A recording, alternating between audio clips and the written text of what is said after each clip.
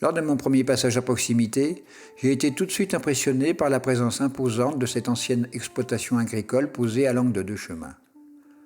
La construction est massive, tout en appareillage de pierre, avec des chaînages d'angles et de renforts conséquents. Elle témoigne d'une élaboration appliquée et d'un passé lointain. Mon second sujet d'étonnement a été dû à son emprise au sol qui est constituée, vu de l'extérieur, d'un seul parallélépipède constituant l'essentiel du bâti.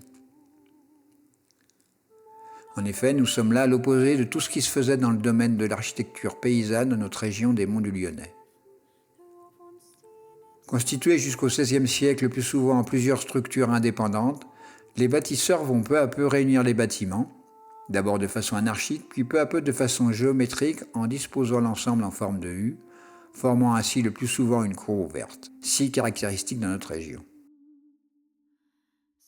En considérant cela, nous avons donc ici une implantation particulière dans sa disposition. La photo satellite nous confirme notre intuition, nous sommes bien en présence d'un agencement particulier. Nous relevons au passage que l'orientation de l'ensemble se définit à 51 degrés et 50 minutes en nord-ouest, ce qui n'est pas commun, mais approchant de ce qui a été pratiqué à cette époque, puisqu'il était important de se préserver ainsi des vents du nord. Par contre, la cour fermée, très étroite, ne devait pas être très pratique pour les tâches agricoles, ni bénéficier longtemps des rayons du soleil. Mais poursuivons nos observations sur la terre ferme. La façade sud-est nous confirmait que nous étions bien ici en présence d'une construction particulière, puisqu'à chacun de ces angles apparaît dans le chaînage une pierre finement équarrie et gravée. Sur chacune une date et des lettres, sans doute les initiales des compagnons artisans. Il fallait étudier tout cela de plus près. La longue façade aveugle en nord-ouest, le long du chemin, nous laisse apparaître l'angle de la base de la première partie du bâti qui semble reposer sur de la roche en effleurement, ce qui puisse se justifier par le choix d'une solide assise pour ses fondations, ou toute autre chose, nous y reviendrons. Curieusement, le mur laisse apparaître à cet endroit un chaînage d'angles qui ne correspond pas à l'extrémité du bâtiment le plus long, mais au départ d'un autre bâti d'une hauteur inférieure d'1 mètre environ. L'inverse aurait été plus logique, ou bien il pourrait s'agir d'un chaînage de renfort uniquement. Et il en est de même à l'extrémité du second bâtiment, où un autre chaînage d'angle massif n'est curieusement pas positionné à l'extrémité de celui-ci, mais à 5 mètres environ. L'ensemble de ce côté-ci est constitué d'un appareillage sommaire de pierres non calibrées, assemblées de façon visuellement désordonnée. Il semble qu'il s'agisse de reprises suite à des problèmes de stabilité, ceci pendant la mise en œuvre ou ultérieurement. L'observation à l'opposé, donc sur la façade sud-est, relève une anomalie différente. Le chaînage d'angle est ici bien orienté, mais ne figure pas la fin du bâtiment le plus haut, puisque placé en amont de la fin de celui-ci, partie où se trouve une grande porte d'accès semblant de la même époque. Puis vient s'accoler le second bâtiment, sans soutien d'angle cette fois.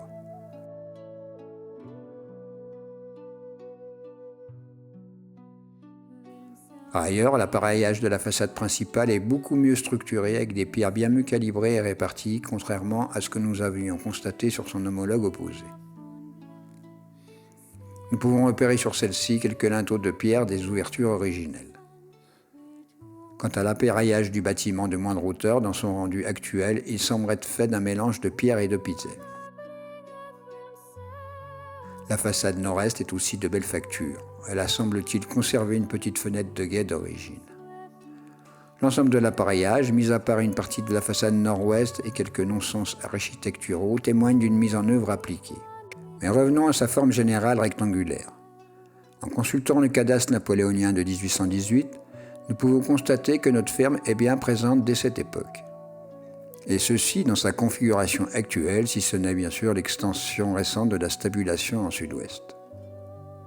De plus, avec la présence des 2 pierres aux angles de la façade nord-ouest gravées de la date 1786, nous avons certainement la date d'achèvement des travaux.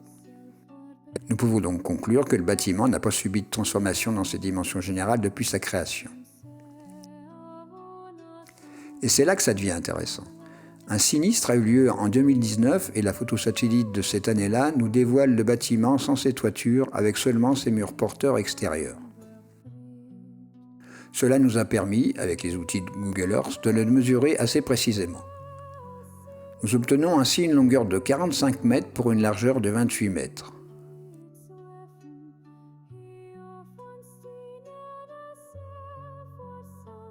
Si nous multiplions 28 par le nombre d'or, c'est-à-dire 1,618, nous obtenons 45. Nous sommes donc là en présence d'un bâtiment s'inscrivant dans un rectangle lié à la divine proportion. Relevons aussi que le décroché de hauteur formant les deux bâtis est mesuré à 28 mètres, ce qui dessine un carré parfait dans le prolongement duquel la partie moins haute mesure donc 17 mètres. Hormis que le 17 en numérologie soit considéré comme un nombre de grande puissance spirituelle, nous constatons que le nouveau rectangle ainsi obtenu est logiquement lui aussi doré, puisque 17 multiplié par 1,618 égale 28. Selon cette constante dorée, nous pourrions poursuivre ainsi jusqu'à l'infini.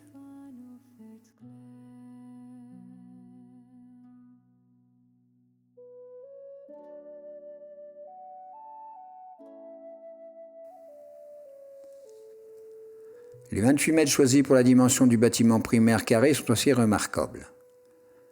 Ce nombre possède des caractéristiques mathématiques spécifiques. Entre autres, il est classé dans les nombres parfaits tels que 1, 6, 28, 496, etc., aux propriétés singulières. Je vous laisse découvrir tous les détails sur Internet pour ceux qui veulent approfondir. Notons aussi une particularité intéressante. Si nous divisons 28 par le nombre d'or, nous obtenons le nombre 17 à 0,3 unités près.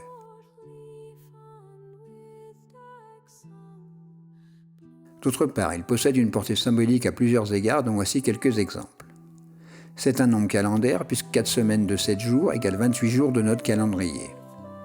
Aussi un nombre céleste, puisqu'il détermine le nombre de jours en moyenne que la Lune effectue lors de son orbite autour de la Terre. Il est également lié au corps humain, comme le nombre de phalanges de ses 2 mains, ses 28 dents hors satellites de sagesse ou le cycle menstruel féminin. Enfin, nous le trouvons très souvent utilisé, ainsi que son double 56, dans l'implantation et l'organisation géométrique de certains ensembles néolithiques du massif du Pilat voisin. Nous conseillons de prendre connaissance des travaux de M. Éric Charpentier, grand spécialiste en ce domaine, pour plus de détails.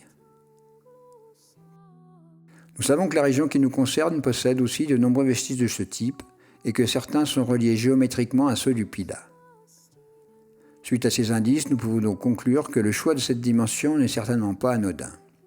D'autre part, dans cette même logique, nous pourrions considérer que la fameuse roche se trouvant à l'angle du bâtiment de 28 mètres pourrait être à cet emplacement depuis fort longtemps et figurer la pierre angulaire de base qui a déterminé l'ensemble de la construction comme il était de règle dans les temps anciens.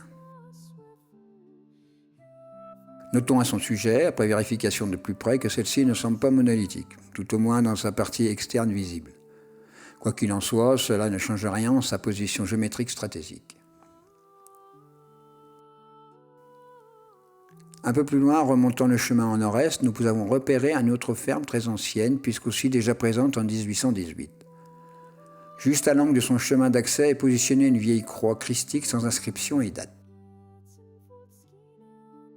Nous savons que les croix de nos chemins sont souvent disposées soit pour figurer symboliquement la croisée de ceux-ci, comme celle présente au carrefour de notre bâtiment étudié, soit pour marquer la limite de la paroisse ou du canton, soit pour signifier la présence d'une source ou énergie tellurique. De fait, elle se dresse parfois sur un emplacement cultuel païen afin de le christianiser. Il semble bien que nous soyons ici en présence de cette dernière éventualité. À proximité se tient une pierre massive qui semble posséder des caractéristiques d'une roche néolithique telle un petit menhir. À quelques mètres dans un jardin, une autre se dresse, plus imposante. Se pourrait-il que leur présence à cet endroit soit millénaire et ait un lien avec notre fameux amas rocheux angulaire? Sachant que les anciens ne positionnaient rien au hasard, il fallait en avoir le cœur net. Une première vérification avec le cadastre actuel nous démontre que l'endroit n'a pas subi de transformation majeure depuis 1818, ce qui rend cette étude pertinente. Nous avons tiré une première droite en partant de l'angle du carré de 28 mètres que nous avons repositionné sur la photo satellite de 2024 pour une meilleure qualité visuelle du secteur Croix-Menhir, et nous l'avons relié à la boîte aux lettres située justement entre la croix et le petit menhir en question. Si la précision des repères n'est pas extrême, nous avons quand même relevé 150 mètres pour une orientation à 36,87 degrés nord-est. Ces résultats ne m'ont pas paru significatifs dans un premier temps, si ce n'est la présence d'un nombre rond pour la distance, Pourtant, après réflexion, l'angle obtenu ne m'était pas inconnu. Et pour cause, il s'agit rien de moins de l'expression de l'angle du triangle rectangle 3, 4, 5 de Pythagore, figuré dans son plus long segment, soit 5, en rapport à son segment 4.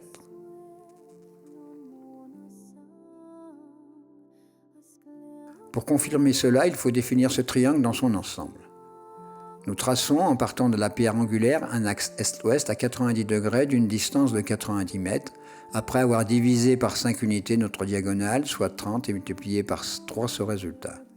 Nous obtenons ainsi la base du triangle. Puis traçons l'axe nord-sud à 0 degré, en partant de la crosse, cette fois d'une longueur valant 4 unités, soit 120 mètres. Et la magie opère, puisque nous dessinons parfaitement ce fameux triangle. Il est le plus célèbre des triangles de Pythagore et est présent dans le positionnement des lieux cultuels et organisations géométriques partout dans le monde depuis la nuit des temps. Notons bien que si l'utilisation du mètre fonctionne très bien ici, le principe s'appliquera de même avec n'importe quelle autre unité de mesure. Nous avons donc ici à nouveau une relation surprenante. Cela pourrait nous confirmer que c'est bien à partir de cet amas rocheux que le schéma directeur a été réalisé et que l'ensemble du bâti a été organisé. Mais il est temps de revenir sur les deux pierres d'angle gravé. Le fait qu'il y en ait deux avec la même date est déjà surprenant. La plus modeste, en nord-est, est plutôt une date de granit rose de par son épaisseur. En plus de la date, donc, 6 lettres y sont gravées. Sans doute les initiales de 3 maîtres artisans bâtisseurs, à lire de haut en bas, MA, BB et PF. Voyons celle en nord-ouest maintenant. Beaucoup plus massive et ouvragée, en granit gris cette fois, nous ne relevons plus que 4 lettres, MA et BB. À la place des deux manquantes sont gravées 2 croix. Leur forme n'est pas sans rappeler la croix templière et leur inclinaison est particulière. Qu'est devenu dans la même année l'artisan aux initiales PF et qui était-il? Nous relevons également la gravure du A, ici plus caractérisée que son homologue. Il est le symbole des francs-maçons et compagnons du devoir. Le jambage figurant un compote en que sa barre de traverse une équerre. Enfin, le chiffre 8, ouvert en son milieu, est porteur d'une symbolique puisqu'en numérologie, il représente l'équilibre entre le matériel et l'immatériel. Pour terminer notre étude dans ce contexte pour le moins ésotérique, nous devrons considérer l'orientation géographique du bâtiment que nous avions qualifiée de normale. En effet, il se trouve que cette inclinaison à 51,50 degrés est celle d'un triangle au rapport hauteur-largeur de 14/11e. C'est exactement l'inclinaison des faces de la grande pyramide du plateau de Gizeh qui est entièrement structurée en divine proportion. Bien que Napoléon Bonaparte ne soit parti en expédition en Égypte qu'à partir de 1798, vu ce qui a déjà été démontré, il est fort probable que le choix de cette orientation ne soit pas dû au seul hasard, mais symbolique d'une valeur sacrée universelle et initiatique. Par ailleurs, remarquons au passage qu'en 1784, un certain Joseph Balsalmo, dit comte de Cagliostro, fonde à Lyon le rite de la haute maçonnerie égyptienne. Dans le même état d'esprit, nous avons voulu savoir à quelle position du Soleil correspondait cette orientation. Avec l'aide d'un logiciel adapté, nous avons pu déterminer sa course en regard du bâti. Nous constatons alors que notre angle de 51,50 degrés ne correspond pas à celui du solstice d'été marqué à 54,26 degrés, ce qui, dans la logique qui nous anime, est plutôt décevant.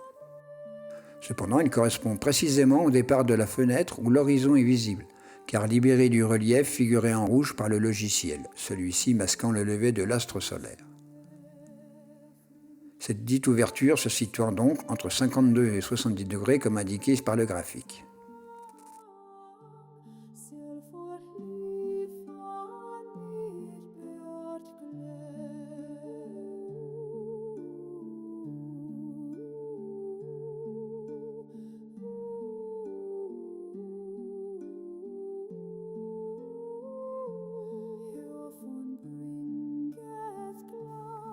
Si nous regardons au solstice d'hiver, lors du coucher de l'astre cette fois, nous constatons qu'il est aussi visible sur cette orientation, bien qu'il disparaîtra 1 heure plus tôt en raison du relief.